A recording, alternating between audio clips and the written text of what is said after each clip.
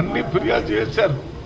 ఇక్కడ చూసాం కూడా మేము మా టీవీలో వారు ఏం మాట్లాడారనేది మొదటి టీము ఎమ్మెల్యేలు సెకండ్ టీం ఎమ్మెల్యేలు మాట్లాడిన దానికి కారణం ఏంటంటే ఏదో వ్యతిరేకంగా మాట్లాడారని మాకు ఒక రిప్రజెంటేషన్ ఆనరబుల్ మినిస్టర్ పొన్న సురేఖ్ గారు ఇచ్చారు కాబట్టి అది కూడా పరిశీలన చేశారు.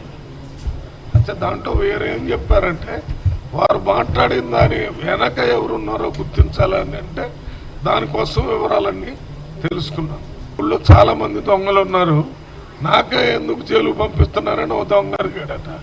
అంటే నా దగ్గరకు వచ్చిన కేసు మీదనే కదా జడ్జిమెంట్ ఎవడన్నా జడ్జి ఇచ్చేది. నీకు తెలిసిన చాలా దొంగతనాలు జరిగి ఉండొచ్చు. చిన్న దొంగతనం చేసిన కూడా పోలీస్ స్టేషన్ పోయి పట్టుకొని పోతారు. ఇప్పుడు వీళ్ళ మీద కంప్లైంట్స్ వచ్చినాయి పెద్ద ఎత్తున. ఇప్పుడు నేను చెప్పేది అందరిని ఒకే రకంగా చూసినని చెప్పాను కదా. అసలు మీరు ఆ రకంగా అవసరం వచ్చినప్పుడు మాట్లాడండి. నేనే ఒక బలహీన వర్గాలకు సంబంధించిన వ్యక్తిని. ఎస్సీ అంటే ఈ క్యాస్ట్ మెట్లలో చిన్న మెట్టు, మొదటి మెట్టు మాకు. అయితే నేనెందుకు చూస్తాను అట్లా? మరి ఇప్పుడు మనం ఇద్దరున్న దాంట్లో ఇద్దరి గురించి చెప్పానా మీకు? దాంట్లో ఇద్దరు బీసీలే ఉన్నారా? మీరు మీ పేరేంటమ్మా? మరి నేను ఇద్దరు పేర్లు చెప్తున్నాను కదా, విన్నావా? సురేఖ్ గారు, తర్వాత చిన్నారెడ్డి గారు అని.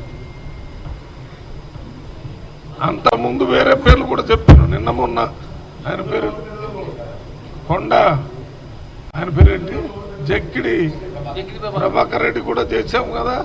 మరి నిన్న మొన్న 5 నిమిషాలు ఆదిలాబాద్ లో కూడా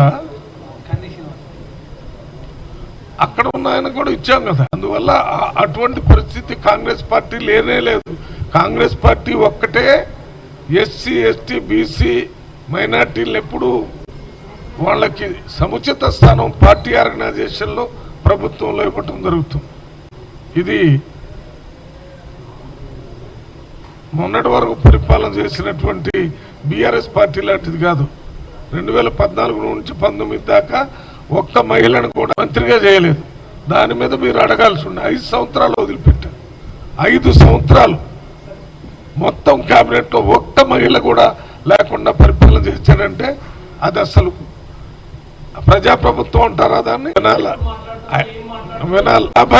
ఇప్పుడు మేము మహిళలకు సముచిత స్థానం వచ్చిన 2వ రోజు నుంచి ఇచ్చాము కదా. ఒక్కళ్ళకే ఇచ్చామా?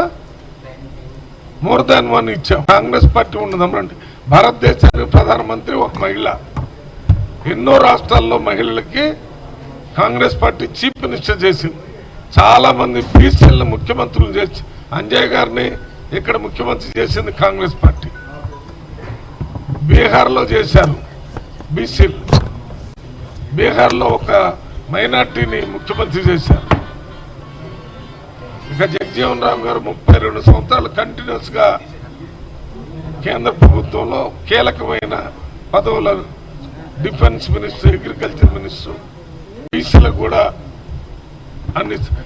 అంతెందుకు మొన్న మన ముఖ్యమంత్రి రేవంత్ రెడ్డి గారు మొట్టమొదట మన రాష్ట్రంలో కులగణన చేసి బీసీలకు 42% రిజర్వేషన్ ఇవ్వాలని యునానిమస్ గా పార్లమెంట్ మన అసెంబ్లీలో పాస్ చేసి ఢిల్లీలో పార్లమెంట్ పంపించి అక్కడ పార్లమెంట్ లో మరి 9th షెడ్యూల్లో పెట్టి పంపించమంటే అది ఇంతవరకు బీజేపీ వాళ్ళు పంపించలేదు.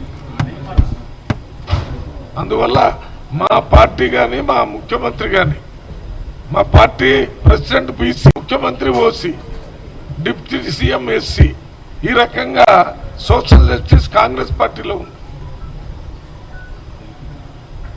ఇచ్చిన హామీలు కాకుండా ఇవ్వని హామీలు కూడా అమలు చేస్తున్నారు.